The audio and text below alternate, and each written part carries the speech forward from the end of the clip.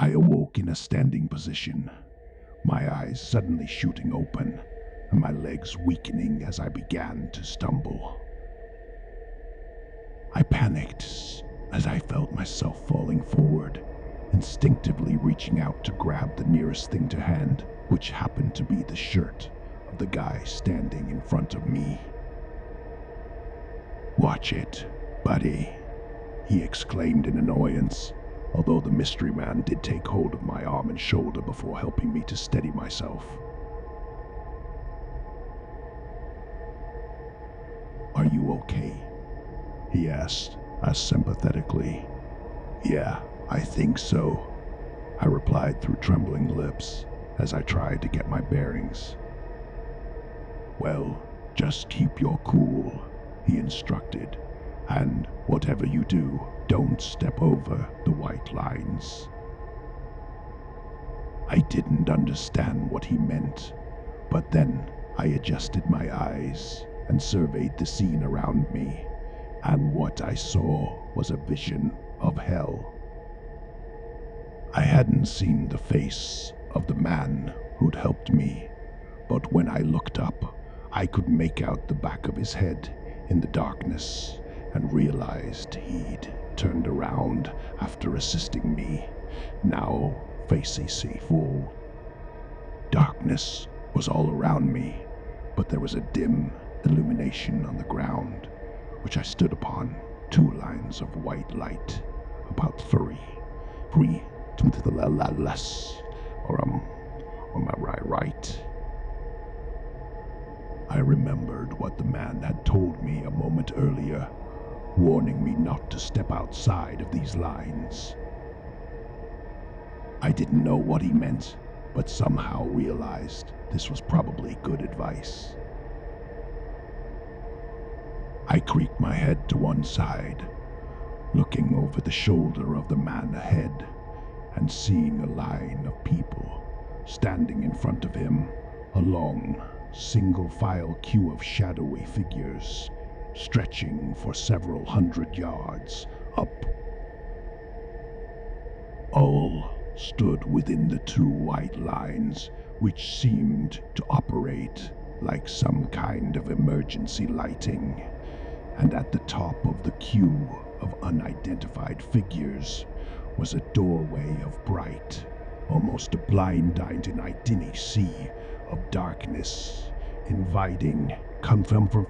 Otherwise, seemed like a dangerous situation. I didn't understand what this place was, or why I was here, but in that moment, I believed the shining white light ahead was my salvation. There were dozens, maybe hundreds of people standing in the queue in front of me, and I couldn't move past them without stepping outside of the white lines.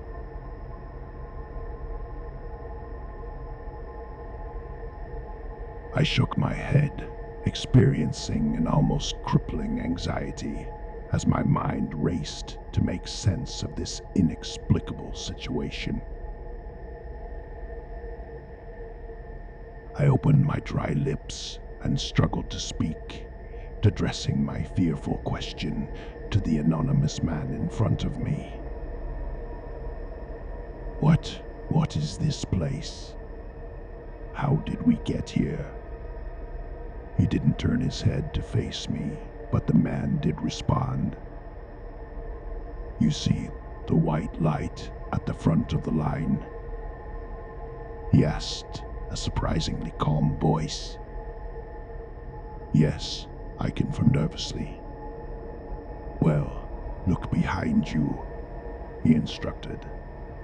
I was terrified, but needed to know the truth, and so I turned my head, making sure to keep my footing and stay within the lines as I did so. Directly behind me stood a woman about 5'5" tall. I could barely make out her features in the dark, but in any case, her head was down, and it appeared she was unconscious. She was sleeping while standing up, just as I had been only moments before. I guessed this was the same for every person in the line, and that we'd all been unconscious when they brought us here. But who had done this to us, and why? I decided this was a question for later. I suppose I should have paid more attention to the sleeping woman behind me, and if I'd done so, I would surely have recognized the young lady, but my attention was drawn to the scene beyond her. I soon realized I was standing in the middle of a long queue, which stretched back for at least several hundred yards and sloped downwards. And at its end was the polar opposite to the light before me. At the very bottom of the line was a swirling vortex of crimson red, a terrifying portal to God knows so vile and sinister that I couldn't bear to look upon it for more than a few seconds. If the light before us offered hope and salvation, the blood-red whirlpool surely represented doom and despair, and the mere sight of it chilled me to my very bones. I turned back around, muttering a profanity under my breath as my body shook. "It gets worse," the man in front said ominously. "Look ahead." I creaked my head once again and saw a terrifying scene unfolding. I guess another man had suddenly woken up like I had, but he didn't react well to his surroundings. I watched in awe-struck horror as the darkened figure stumbled, swearing as he put his foot forward and stepped outside of the white lines. Someone else in the queue, True, tried to stop him, reaching out to grab the disorientated man while shouting, "Don't do it, man." We can't leave the queue, no matter what. But the well-meaning person's efforts were in vain, as the man he was trying to save ignored the warning, slapping his hand away while shouting, "Get away from me, damn freak." And then he put both feet across the line on his right-hand side and walked out into the darkness. I say dark, but I could still make out his shape once he was over the line. He was a big guy, over 6 foot in height and well built. I guess he didn't scare easy and thought he could find a way out, but he didn't get far. I guess he was about 10 yards out before they got him. Thankfully, I couldn't see much in the dim light, and it all happened so fast. But the creatures that emerged from the black void were horrifying, imp-like demons the size of grown men, but with eyes which burnt a deadly shade of red, and with claws and teeth like those of the deadliest predators. There were 3 monsters in total, and they all roared like lions, moving so rapidly as they surrounded the doomed man and tore at him with their long and sharp claws. Their victim screamed in absolute terror as the monsters ripped his clothes and skin. Next, a horrified man tried to fight and make his way back to the relative safety of the queue, but soon he was knocked over and seriously wounded by a deep slash along his back. Even then, he didn't give in, crawling along the hard ground as he desperately cried for help. Not one person attempted to reach him, however, as all remained frozen to their spots. And of course, he didn't make it. A moment later, one of the demons grabbed him by the legs, pulling his body away from the line as he screamed and tried in vain to dig his nails into the ground. Before long, the monsters and their victim disappeared into the darkness. We could no longer see them, but we did hear the vicious attack reaching its horrifying conclusion. The doomed man screamed louder as his predatory attackers growled with sadistic glee. And then I heard the appalling sounds of skin ripping, bones cracking, and finally, what I can only assume was the noise of the monsters feasting on his still warm flesh. What the fuck? I swore aloud. I retched, feeling like I was going to be sick, but nothing came up. Panic soon spread along the entire line as people reacted to the vicious killing we'd all just witnessed. Some deteriorated into screaming hysterics, whilst others fell into themselves, whimpering or quietly praying under their breath. But all were in agreement on one point: we must not step outside of the white lines. Stepping out of the queue meant certain death, while within the lines we were safe, for now at least. I shivered as I tried to come to terms with the extreme violence I'd just seen. It seemed like the temperature had suddenly dropped, or perhaps this was my brain's perception. In any event, my mind was now racing, and I wanted to ask 100 questions at once. I noticed how the man in front of me had hardly reacted to the savage attack. It was like he'd expected it to happen. I also recalled how he'd helped me when I first woke up, but I was still to see his face, and even now he would not turn around. He'd been the one who'd warned me about the rules, and that simple advice had probably saved my life. Nevertheless, as the sting feeling that his faceless man knew more about our situation than he'd shared thus far, and so I was determined to ask him further questions. But before I got the chance, I was disturbed by a soft cry from behind me.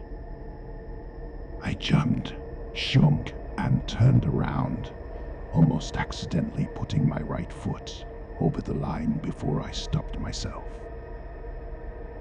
Once I turned and saw the woman behind me slowly falling, and I reached out to catch her, taking hold of her slender body and helping her back up to her feet.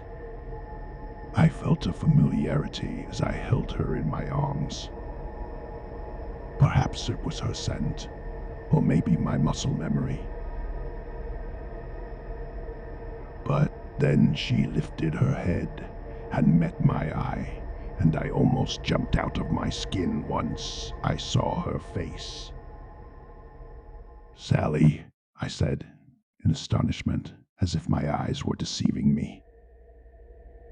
"Joshua," she answered weakly, as she opened her eyes and slowly adjusted to our new environment. I saw her dark hair tied back in a bun, her soft skin and expressive green eyes, and knew it was indeed her. And Sally's presence in this hellish realm brought the terror I felt to a whole new level. I held onto Sally's body as she regained her composure and continued to do so until she was able to stand on her own 2 feet. And I was still thinking of what to say as I looked into her frightened eyes, and a flood of old emotions came back to me, some good, others bad. In the end, I could only repeat the crucial advice I'd been given, saying, "Don't step outside of the lines, Sally. Whatever you do inside the lines." Sally looked up at me in confusion, and I was prepared for a stream of follow-up questions, which I likely couldn't answer. But before we got the chance to speak, the man in front of me spoke, asking, "Do the two of you know each other?" Yeah, I answered without thinking. Sally and I used to date. Interesting, the man replied without elaborating. He was still facing forward, and so couldn't have seen Sally falling into my arms. He must have been reacting to the sound of our voices and eavesdropping on our conversation. Meanwhile, Sally adjusted to our terrifying situation, looking ahead at the light and back towards the vortex. Her reaction was much the same as mine, as I saw her face contort with horror and confusion. "Where are we?" she asked, looking to me for answers. "That's what I'm trying to find out," I replied, before turning back towards the man in front. "Hey, buddy," I said, "you know our names. How about you tell us yours?" The man still refused to turn his head, and he didn't speak for a long time.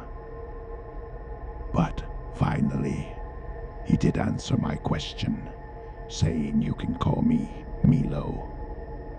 "Okay," I replied hesitantly. The name rang a bell somewhere in the back of my mind, but I didn't dwell on it. "Well, Milo, how about you tell us what the hell is going on?" I demanded.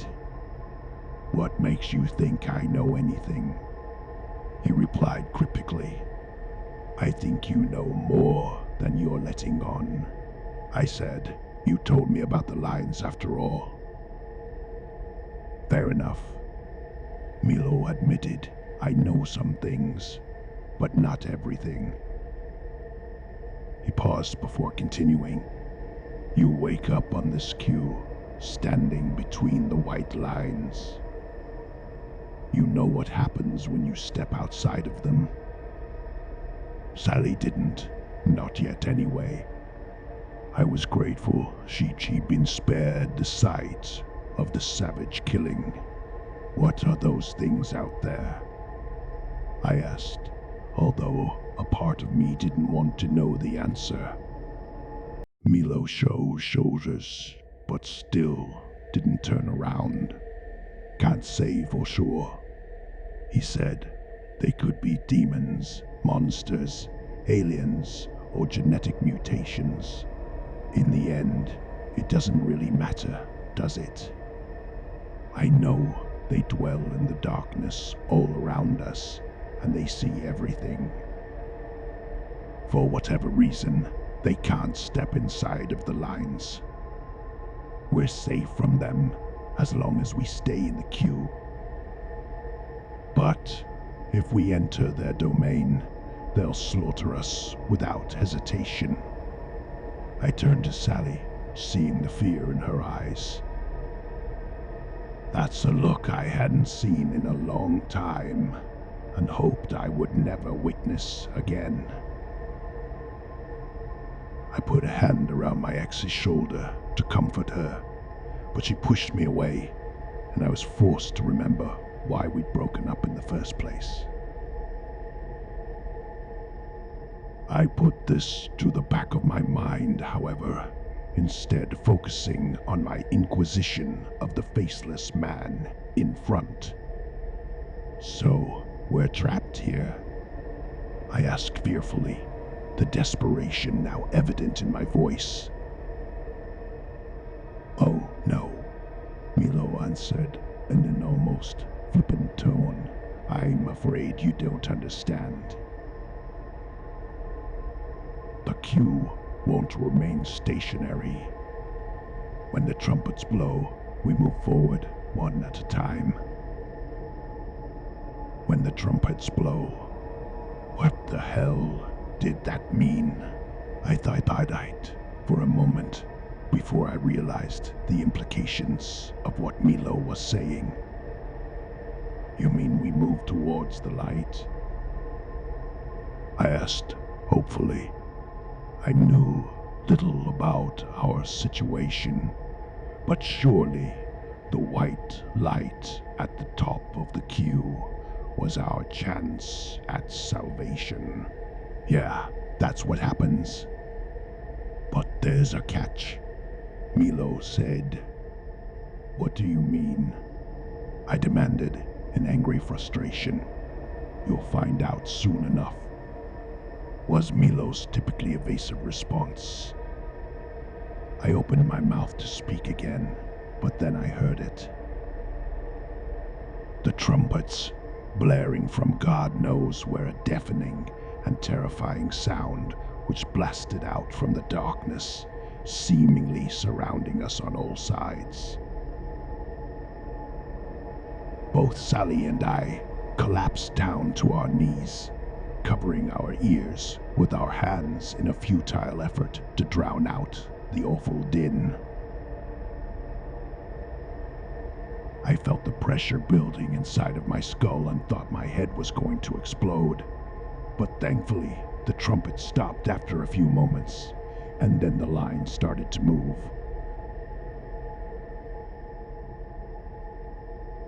I looked forward and saw the figure at the front of the queue, stepping into the light, his dark silhouette immersed as he raised arms and cried out in glorious ecstasy, gladly allowing me upon another realm. And with that, he was gone, freed from this nightmare, and surely now safe from the monsters which dwelt within this dark hellscape. "Wow," I expressed in amazement. But, like Milo had warned us, there was a catch. Suddenly, we heard a blood-curdling scream from behind us, a cry of abject terror, emitted by somebody in mortal danger. I swiftly turned my neck, seeing how Sally was already facing in that direction. My eyes widened in terror as I saw the man at the back of the line, his body being physically sucked into the swirling vortex of crimson red. He continued to scream as his legs were pulled inside, and soon he was up to his waist, reaching out desperately and digging his nails into the frozen dirt beneath him. Please help me," he cried. There was a woman ahead of him in the line, and to her credit, she did try to help. Reaching down, she grabbed his hands tightly, but the pull of the hellish vortex was too great. Within minutes, she lost her grip upon him, and the man was sucked through the portal. I remember the look on his face, the second before he disappeared into the abyss, his eyes so wide and his mouth frozen in a silent scream. And then he was gone. The middle-aged, slightly overweight woman who tried to save him suddenly cried out as something inside of her just broke. "I can't do this. I can't be here," she exclaimed, and before anybody got the chance to stop her, the frightened woman did the worst thing imaginable. She stepped over the white line. There was nothing we could do but watch as the poor woman attempted to run into the darkness. Inevitably, she didn't make it far. The attack didn't play out like the previous time. She wasn't set upon by a gang of savage monsters, but instead confronted by a single creature which suddenly emerged from the black abyss to block her path. The woman just froze, stopping dead in her tracks as she stared into the monster's burning red eyes. She was seemingly unable to flee or fight, as if the beast had her under its terrible spell. My jaw dropped as I observed the unreal scene. For a moment, I naively thought she might be okay, and that the monster would actually let her live. But then, in a single, rapid and brutal action, the beast raised its muzzpaw and thrashed out with its claw, easily cutting the woman's jugular wide open. She grabbed at her throat as blood poured from the gaping wound and soon collapsed heavily to the floor. Her body continued to thrash as she choked on her own blood. A moment later, and the beast leaned down and grabbed hold of her hair, dragging the slowly dying woman into the darkness. "Oh my God," Sally cursed under her breath, and I couldn't utter a word. This was the second person I'd seen slaughtered by the monsters stalking the shadows, but it didn't get any easier. Frightened murmurs and the occasional scream went along the line as all present reacted to the horrors we'd just witnessed. Those who hadn't seen the deaths firsthand no doubt heard about them from their neighbors in the line, and the panic spread like wildfire.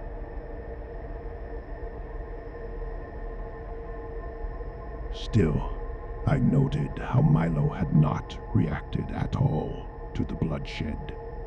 Still, I reckoned he must have eyes on the back of his head, and perhaps he'd seen it all before. Nevertheless, our mysterious companion was able to provide an explanation of sorts. "That's the catch I was telling you about. They let one person pass into the light whenever the trumpets sound, but there's a price to pay. One goes into the light, and the vortex takes one from the back of the line. That's the way it works." Suddenly, I felt cold all over. I was sure the temperature had dropped since I first regained consciousness, although this was the least of my worries as my exhausted brain attempted to process what Milo had just told us. I'm sure Sally was doing the same as she remained silent for the time being. Although I could hear her clicking her tongue, a habit she did when nervous or stressed. I glanced ahead and behind me, once again confirming that we stood roughly in the middle of the long, single-file queue of people. If what Milo said was correct, one person would reach salvation at each trumpet blow, while one would simultaneously be sucked into oblivion, or whatever the hell lay on the far side of that damned portal. Assuming this twisted process continued, the line would gradually grow shorter as more people left the Shadowland, and in the end, we too would discover our fate. I felt a vile sickness in the pit of my stomach as my whole body shook. I didn't know what to say next, but it was Sally who broke the silence. "Hey, Milo, that's your name, right?"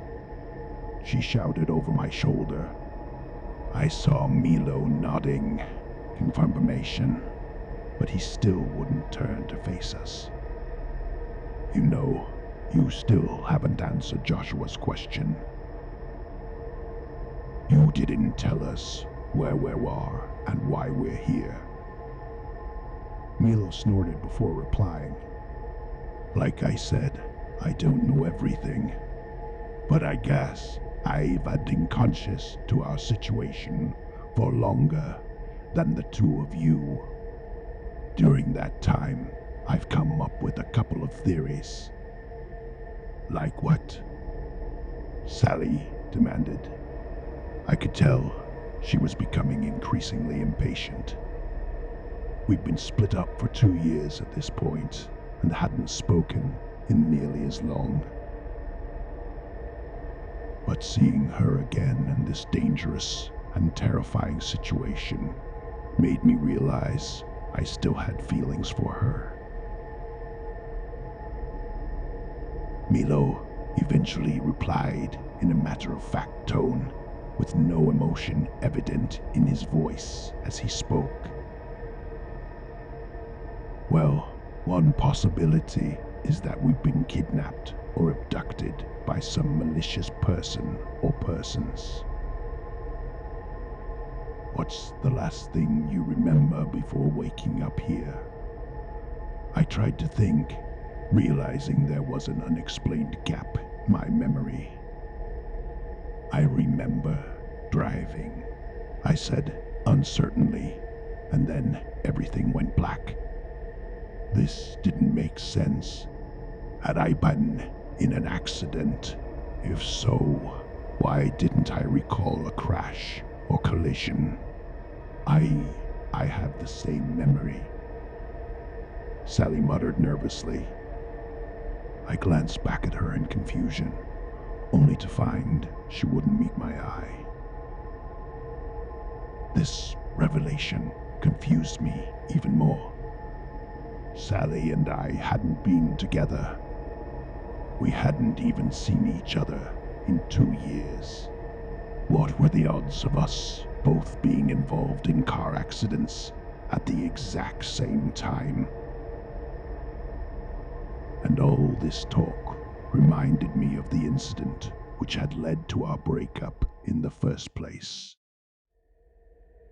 I'm sure Sally was thinking the same thing, but we'd both promised to never speak of that night again. So, if we were abducted, then who has us? Sally continued, and why are they doing this to us? That's the $1 million question. Milo replied, "It could be aliens, I reckon. Or maybe it's the government running a psychological experiment, or some sick billionaire who tortures people for fun. But of course, there is another possibility, one which is more supernatural in origin." I stared at the back of Milo's head in astonishment, irritated that I couldn't see his face and tell whether he was serious or not. There was a tense pause while I waited for Milo to elaborate, but to my surprise, it was Sally who spoke up next. "You mean that wet word, dead," she said ominously. "That every person in the line is deceased and trapped between heaven and hell." Her chilling words hung in the air as we considered the terrifying inference. "It's a possibility that's occurred to me," Milo responded dispassionately, breathing life into the horrific theory. "So, if we really are dead," Sally continued, "the white light means salvation, while the whirlpool means eternal damnation." Milo didn't answer her question, but the conclusion Sally had come to seemed like an obvious one. Still, there was something which I just couldn't understand.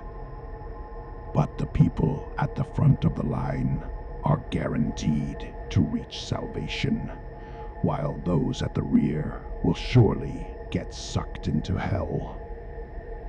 I exclaimed, "Why are some saved and others doomed?" I waited for an answer, but a moment later, and the trumpet sounded once again, forcing us to cover our ears and making further conversation impossible. And of course, the whole ritual played out again, as a solitary figure gladly walked into the light, while the poor sap at the rear was pulled into the whirlpool, screaming in abject horror as the vortex took him. The line had become slightly shorter, and it was now clear to everyone standing in the queue what was going on here. The fear in the icy cold air was palpable, and soon the line behind us descended into panic and chaos. I heard shouts and screams, looking back over my shoulder to see violent scuffles breaking out as desperate souls tried to fight their way forward and put as much distance as possible between themselves and the vortex. The results were tragically inevitable. The white lines were only 3 feet apart, most. If people had been more cooperative, they could have slipped past one another and reorganized the line in a sensible manner. But nobody wanted to be left at the back of the queue when the dust settled, and so fights broke out. Desperate resulted in several people being thrown over the lines on either side. And of course, the monsters were there waiting.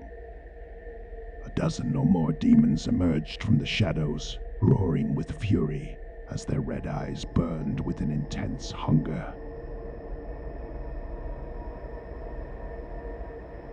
The scene which followed was worse than anything we'd seen thus far, as ravenous monsters greedily tore into their near-helpless victims with claws and teeth. I couldn't bear to watch, and so turned around, but I could still hear the screams and the awful sounds of ripping and tearing. Thankfully, the massacre soon ended. I guess that those at the back of the queue realized it was futile to try to fight their way forward, and so they stayed within the lines where the demons couldn't reach them. But suddenly, a horrifying thought crossed my mind, and I turned to speak with my ex-girlfriend. "Sally, who is standing behind you?" I asked in a panic. "It's okay," she replied. "There's a woman behind me, but she hasn't woken up yet. Her head's down and her eyes are closed." I breathed a sigh of relief, thinking that Sally was safe for the time being at least. "What about you, Milo?" I said, addressing my question to the faceless man ahead of me. "Don't worry about me," he replied firmly. "I know how to look after myself." I had little doubt this was the case, and of course, Milo was ahead of us in the queue. None of us said ND for a time, but once again our attention was drawn to the front of the line, where there was an unexpected and gut-wrenching development. We heard the sounds of an argument from the 2 people at the head of the queue, a man and a woman, by the sound of their voices. Their conversation was muted at first, but soon grew louder, enough so that we could hear from a couple of 100 yards away. I don't know whether the two knew each other outside of this hellscape. They were having a heated discussion, with the man wanting to take action and the woman being against it. Finally, the man cried out in defiance, shouting, "Screw it! I'm not waiting a moment longer. I'm going through." With that, I saw the man charging towards the white light, determined to make it into the portal. But what happened next was horrific. The man didn't pass through a porous membrane like the others. Instead, he charged into a wall of flames, screaming in total agony as his skin, within seconds, he was engulfed by the unholy inferno, his body reduced to mere ashes. The man's female companion yelled out in grief, and the rest of the line fell into a chilling silence. "We've all got to follow the rules." Milo muttered solemnly, "There are no shortcuts." For once, I understood what he meant, and my jaw dropped when I considered what had just occurred. The man at the head of the line had suffered an agonizing, fiery death, and all because he was impatient. If only he'd waited until the trumpets blew, he would have safely crossed over to paradise. Slowly but surely, the line moved forward. We were now one step closer to salvation, but no one was likely to make the same mistake. Nevertheless, the situation continued to develop in an unexpected way. We heard muttered chatter from all along the line, dozens of separate conversations, but which surely related to the same topic, survival. And then something extraordinary occurred. People began to swap places in the queue voluntarily, carefully pushing past each other, whilst ensuring that nobody stepped outside the lines. There were many changes to the prearranged order, but there were some, and these transfers were apparently done after mutual agreement and without the threat of violence. I was astonished, particularly when I saw the bald-headed man who now took the unenviable position at the very end of the line. But he did not seem afraid of his imminent damnation. Instead, he sat down, cross-legged on the cold ground, his form illuminated by the burning red of the vortex. I watched as he closed his eyes and remained perfectly still, as if in a deep meditation. I couldn't understand why at the time, but he seemed to have accepted this fate. And with that ominous trumpets blared, drowning out all other sounds as the now familiar cycle played out once again. I guessed the woman at the top of the line had recovered from seeing her male companion burnt alive, because she slowly and carefully stepped into the light and safely passed through to the other side. And meanwhile, the bald-headed man at the rear maintained his monk-like composure right to the very end. He didn't fight or even scream when the vortex sucked him in and his limp body disappeared into apparent oblivion. I shook my head in disbelief. It was clear that something significant was happening here, but I couldn't quite put my finger on what it was and how it impacted on us. But Sally was quicker off the mark, which I suppose I should have expected. She'd always been smarter than me and knew how to cope in a crisis situation. I'd learned as much during the incident 2 years before. Still, as well as I thought I knew my ex-girlfriend, I never could have predicted what she'd do next. "Hey, Milo, how are you holding up?"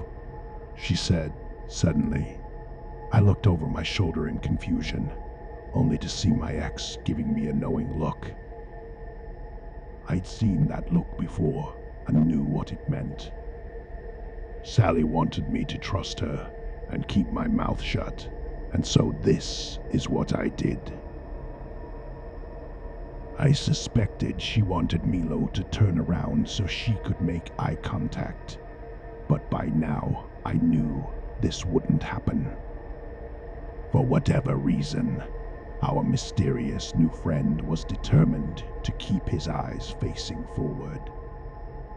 "I'm doing just fine," he answered, a response which struck me as odd. "Why do you ask?" Sally seemed frustrated by Milo's reply, but she persevered nonetheless. "Well, I feel like the three of us are in this together," she said, "but we know nothing about you, Milo. As you know, Josh and I were in a serious relationship. Things didn't work out, but we're still close. And we share custody of our son." I spun around in shock, opening my mouth to challenge my ex. But when I did so, she shot me a hard look and raised a finger up to her lips, silently telling me to stay quiet and go along with this. Obviously, Sally was lying. We never had a child together. We talked about it, but our relationship ended abruptly soon after the incident, and our dreams of having a family died at the same time. But now, Sally was claiming we had a son together. I didn't understand why she'd made up this fictional child, but I soon found out. "You have a son?" Milo asked hesitantly. "Yes," Sally replied without delay. "His name's Kevin and he's 2 years old. A real rascal sometimes, but he's as sweet as punch." I was shocked by how deeply invested Sally was in this lie she'd manufactured from thin air. It was frightening how she was willing to add details to make it sound more convincing. I was driving to pick Kevin up from my parents' house when all this happened. "I just hope he's not too upset and wondering where his mummy is." She let this sentence hang in the air for a moment, I guess, for the maximum emotional impact. I couldn't bear to look at my ex-girlfriend and didn't wish to be part of her deception. And yet, I couldn't bring myself to speak out against Sally because I realized I still owed her a massive debt. Milo hadn't responded verbally to Sally's words, but she eventually followed up with a question. "Do you have children, Milo?" she asked purposefully. Milo's reply surprised me, because his usual cool demeanor broke down, and he suddenly became upset and angry. "No," he spat, "I never had any kids. My wife and I wanted to, but we never got the chance." I think Sally was taken aback by his emotional response, but she soon regained her composure and continued with her ruse. "I'm really sorry to hear that, Milo," she said, in what I knew was mock sympathy. "But we do have a baby boy, and in a situation like this, don't you think parents should get priority?" All of a sudden, I got it. I guess I was slow to understand what my ex was doing, but Sally always said I wasn't the sharpest knife in the drawer. Milo was in front of both of us in the line, so he would reach the safety of the light before we did. We might survive either way, but Sally was hedging her bets, trying to get Milo to voluntarily switch places so a loving parent could survive and get home to her child. I guess this lie was meant to help me as well, but I still didn't like it. We told too many lies already, and there had to be consequences for our deception. Nevertheless, S didn't say a word, instead waiting for Milo's response. But before he had an opportunity to answer, the trumpets sounded once again. As we covered our ears, the familiar pattern took place before our eyes, with one figure stepping into the light and another getting sucked into the vortex. In the aftermath, an individual broke from the line and stepped into the shadowy kill zone. I was shocked to see this figure was little more than a child, an adolescent boy, with wild terror in his eyes.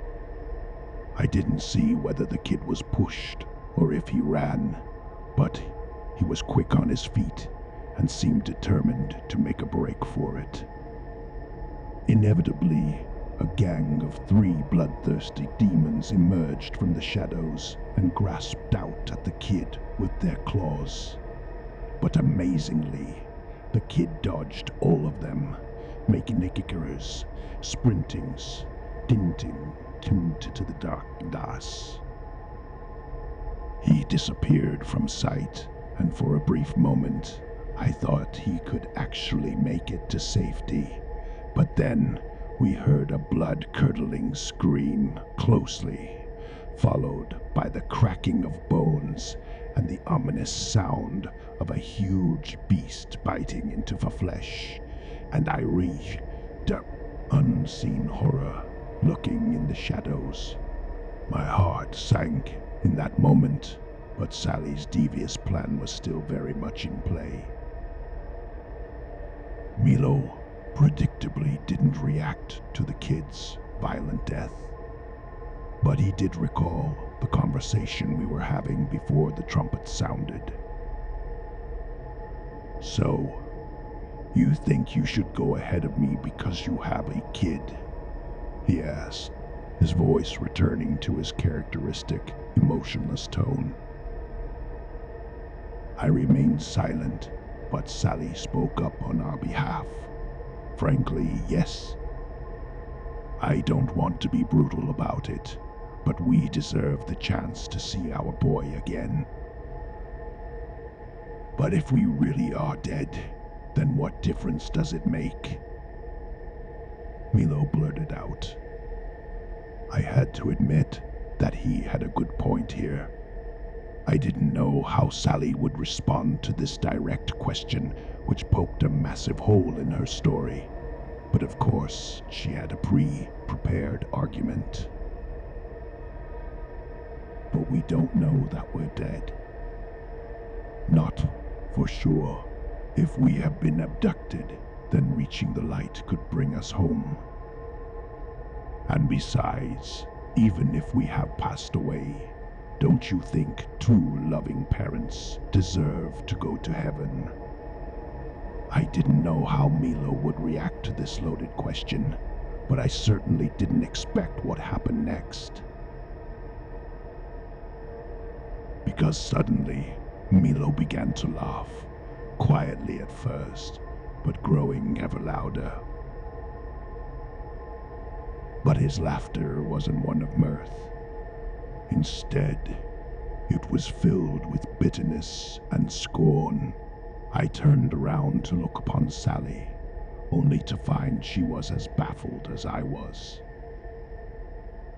We had no choice but to wait until Milo finished his mad cackling and opened his mouth to speak, his voice now filled with passionate anger. "You really don't know who I am, do you? I hoped there would be some recognition, some remorse, but now I realize this is beyond you both." I shook my head in confusion, feeling like there was something I should have picked up on, but sadly, I remained oblivious. "I'm sorry, Milo, I don't understand," I said nervously. "You don't, Milo spat back. "Well, maybe it's about time you saw my face." And with that, he slowly began to turn around for the first time. I stood there in nervous anticipation, my entire body trembling because I suspected what we'd see would not be pleasant. And when his face was illuminated, I recoiled in horror as my most painful memory came back to punch me in the gut.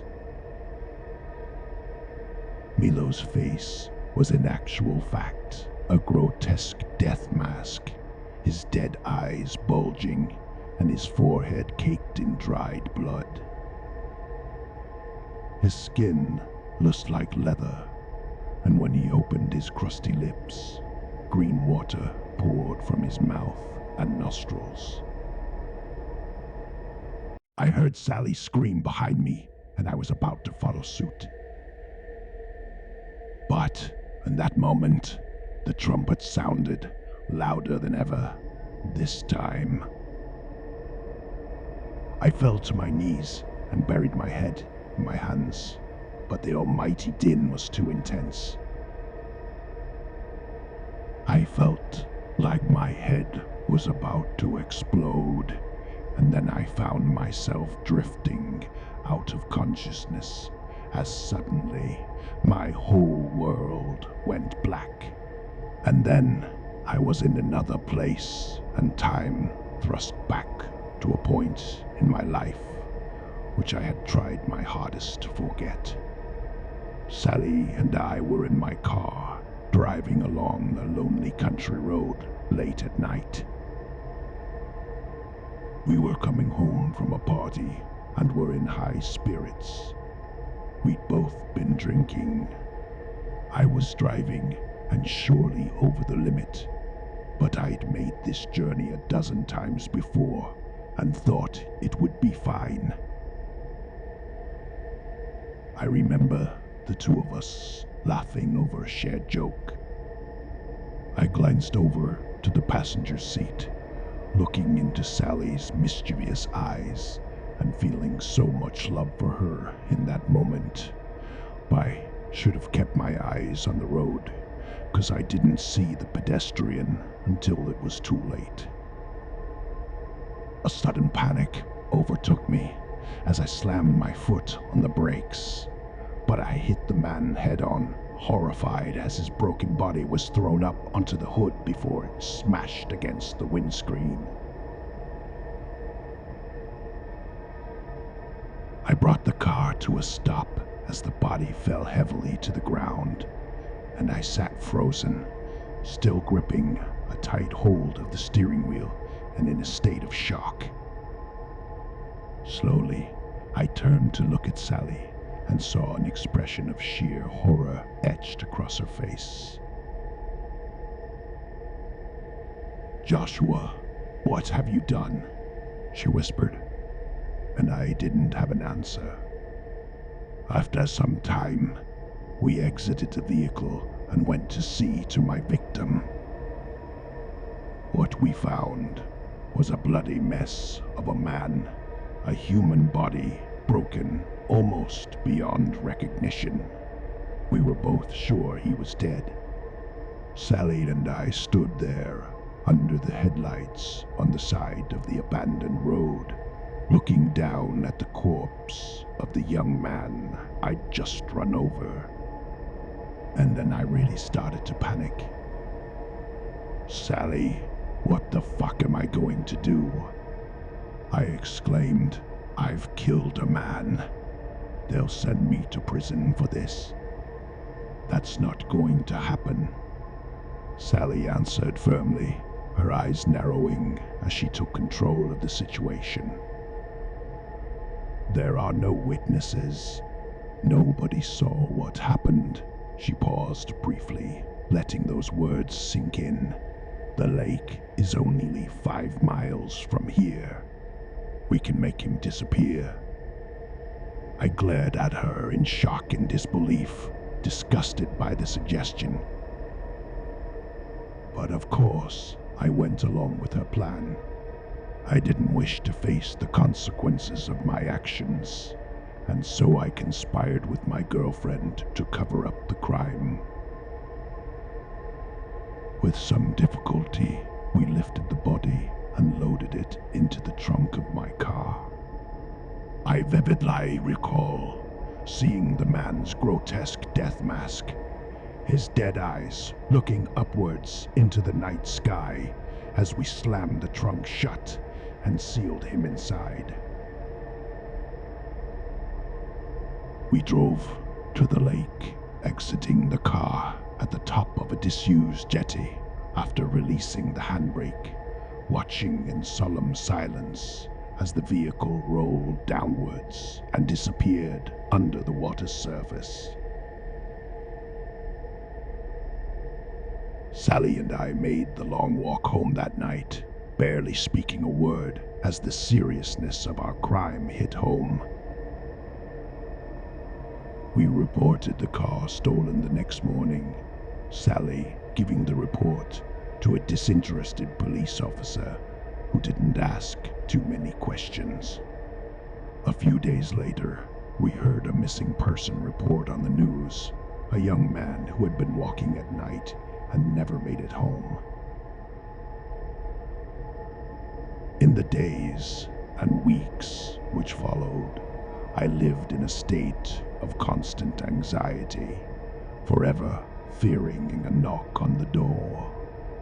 But the cops never made the connection and didn't find the body.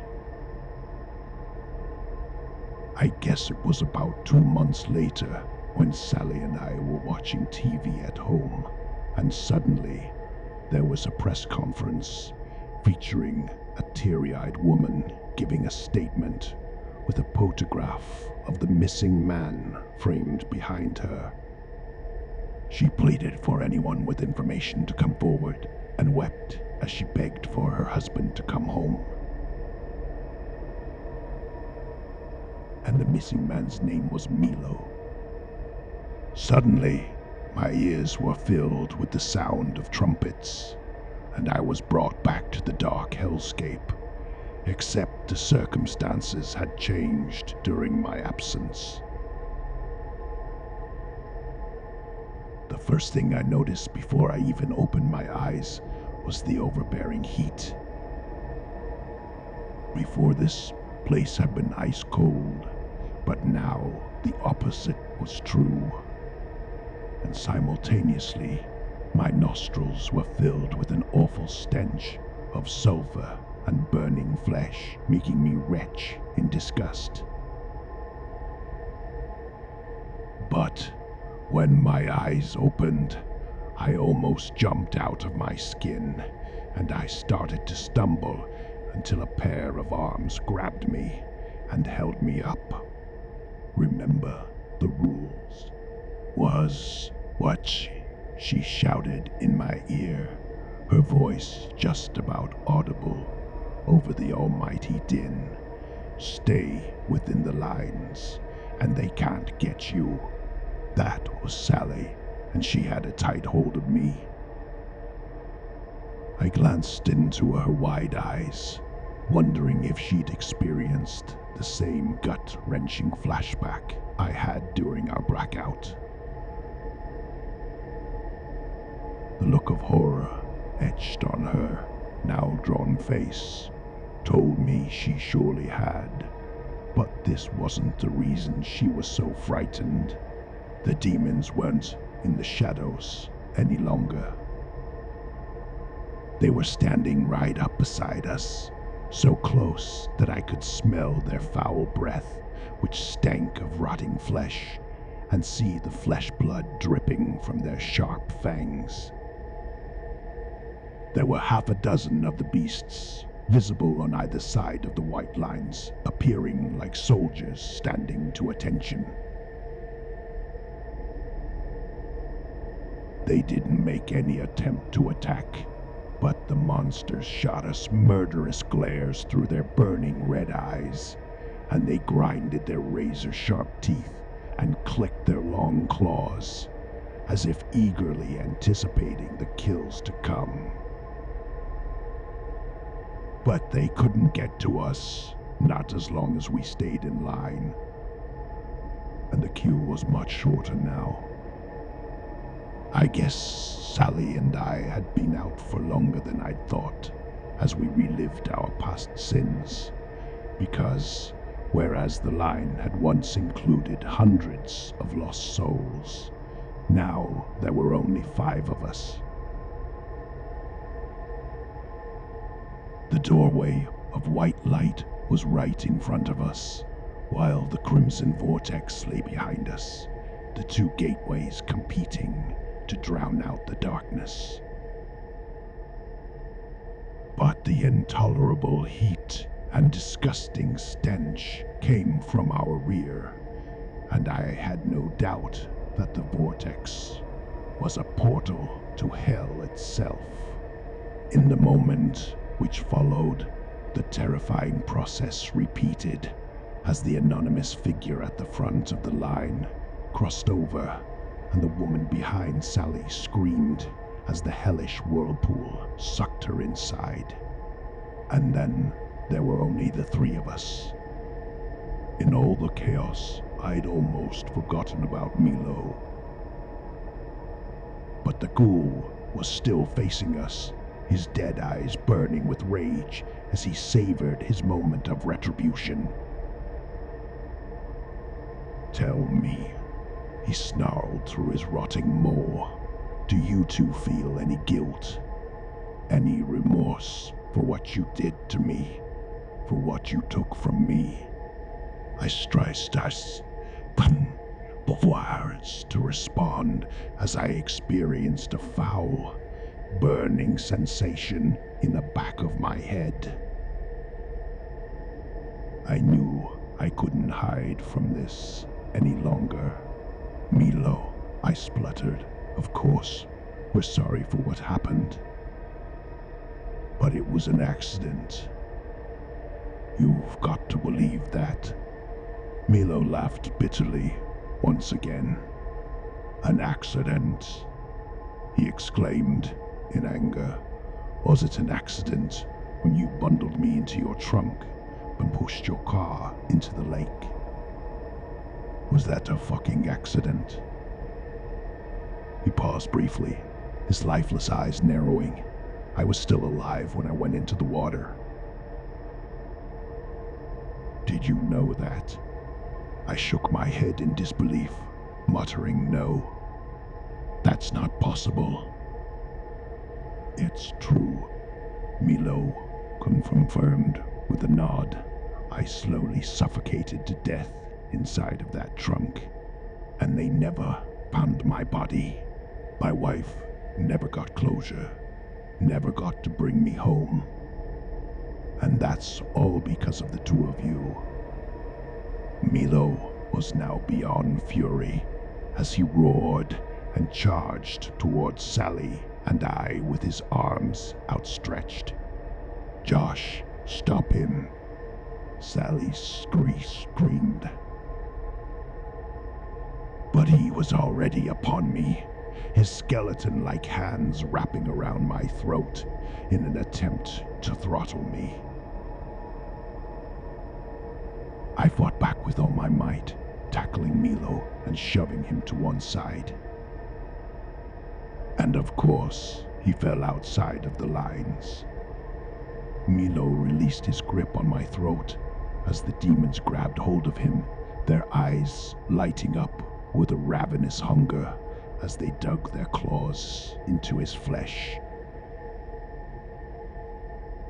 Milo didn't fight or scream when they took him. He merely looked upon us with a sad resignation as they dragged him into the darkness. I glanced down at my own hands in disbelief, realizing that I'd killed this innocent man for the second time.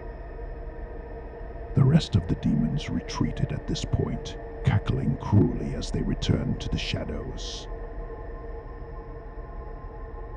As I watched them go, I felt an immense guilt eating away at me, and I knew that it should have been me. It was Sally who broke me from my trance, placing a firm hand on my shoulder and forcing me to look her in the eye. "Joshua, are you doing okay?" she asked sympathetically. I shook my head, muttering, "I'm a killer." "You did what you had to do, Josh.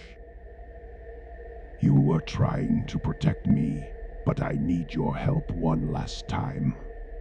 "What do you mean?" I shot back in confusion. She sighed deeply, probably frustrated by my lack of awareness. "Come on, Josh. There's only 2 of us left now. What's going to happen when the trumpets sound?" And suddenly I was up to speed. I was standing in front of Sally in the line and was closest to the white light of salvation. "You want to swap places?" I said ominously. "You want me to sacrifice myself for you?" I wondered what I thought about this idea. It certainly wasn't an appealing offer. I was terrified by the vortex and whatever hell lay beyond it. Of course, I was. But would I screw over the woman I'd once loved to save my own skin? It had never crossed my mind that it would come to this, but I think Sally had always envisaged this outcome. Sally had always been one step ahead, and in the end, she had the words to persuade me. My ex held my hand tighter, tears in her eyes as her tone became increasingly emotional. "I know it's a lot to ask, Josh. But remember, I saved you after the accident. You said you couldn't face prison, and I made the problem go away. I don't deserve to suffer for your sins. You know that, Josh." I opened my mouth to respond, but we'd run out of time. The trumpets blared aloud, drowning out our conversation. I needed to make a decision right now, and I went with my heart over my head. In an instant, I grabbed hold of Sally's waist, embracing and kissing her once last time before pushing her ahead of me in the line. The terrible din made any further words impossible. But in the last moment, Sally smiled back at me gently and mouthed, "Thank you," and as she did so, I remembered all the tenderness and love we'd once had for each other, but I could nagging suspicion that she played me. But Sally didn't wait, soon turning her back on me and confidently walking into the light. And then I felt the irresistible pull from behind me as the all-powerful vortex sucked me in. I felt my skin burning and the air leaving my lungs. And then I was gone from that place, never to return. I didn't know exactly what to expect once I regained consciousness and adjusted to my new environment. I knew it wasn't going to be a good place, but my panicked mind was filled with images of burning lakes of sulfur and sadistic demons wielding pitchforks. But the space I found myself in was quite unexpected. I was inside of a car, sitting in the driver's seat. But it wasn't just any vehicle. It was my car from 2 years previous. The same car I'd been driving on the night of the accident, the night I'd killed poor Milo for the first time. And that wasn't all. I was underwater, surrounded by dark, flowing liquid on all sides, with the only illumination coming from the light above the dashboard. I started to panic, struggling to breathe as I desperately tried to open the doors, only to find they would not budge. Next, I kicked out at the windscreen, which was already shattered from the night of the accident. But when I kicked the glass, I discovered it was rock hard and unbreakable. I cried out in an angry frustration, slamming my fists on the wheel and hearing the muffled sound of the horn. But then, I was taken unawares by a chilling, deep voice from behind me, saying, "I won't bother if I were you. There's no way out." I jumped up and turned around, seeing a dark figure sitting in my back seat. I knew he hadn't been there a second before, and so he'd seemingly materialized out of thin air. The man, if that's what he was, appeared well-dressed in a finely tailored tuxedo suit, seamless white shirt, and black bow tie. But I couldn't see his face as it remained hidden in the shadows. Thus far, he'd only offered me what seemed like advice. Nevertheless, there was something very disturbing about his tone of voice and whole demeanor, and so I guessed this mysterious individual was no friend of mine.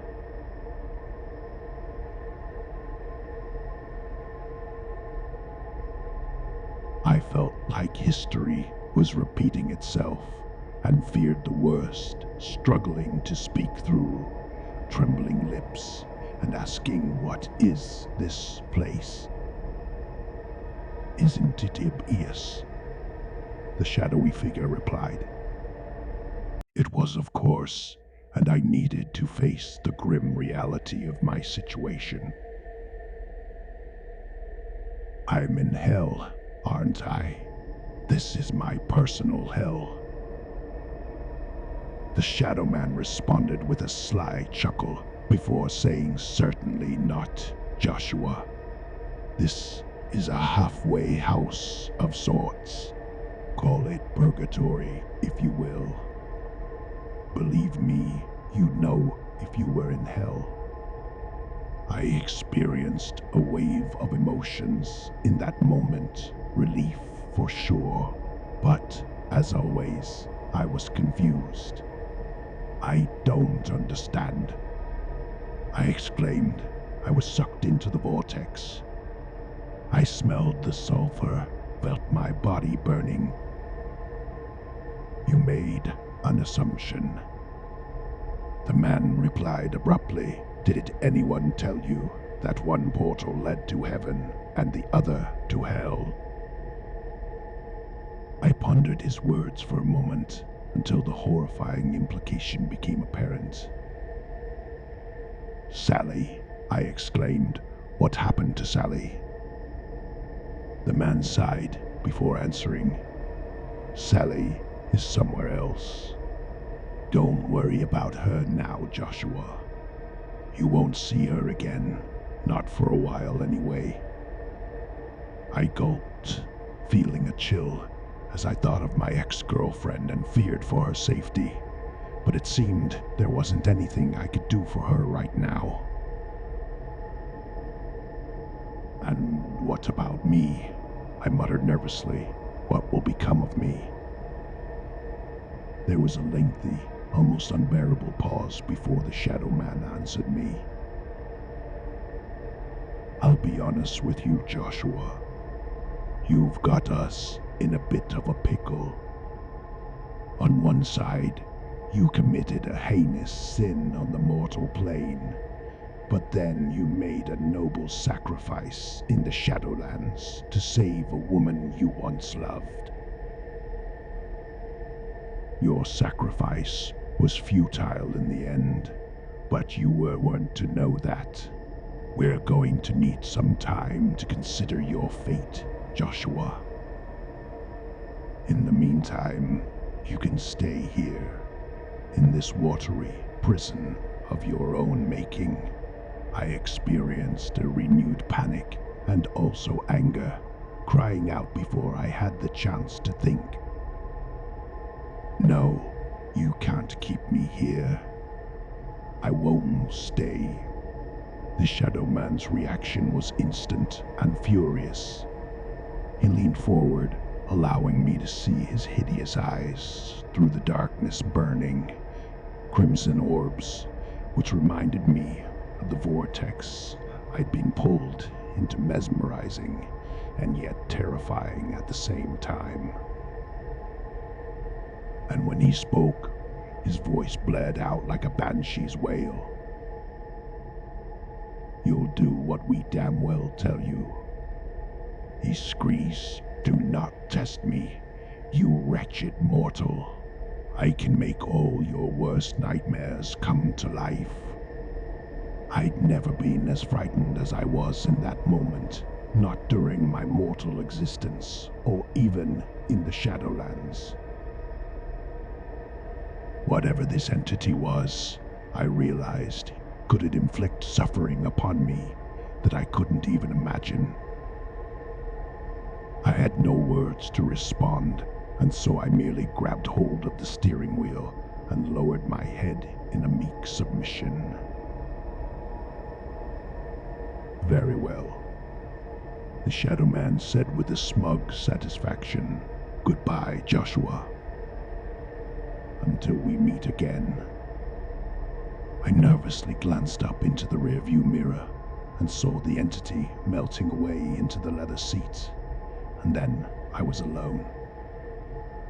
To this day, I remain trapped in this watery grave, staring out at the bottom of the lake, which was the scene of my worst crime.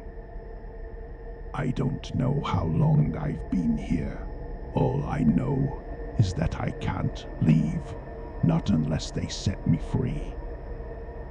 I assume the Shadow Man will eventually return to reveal my ultimate fate, but for now, all I have is time.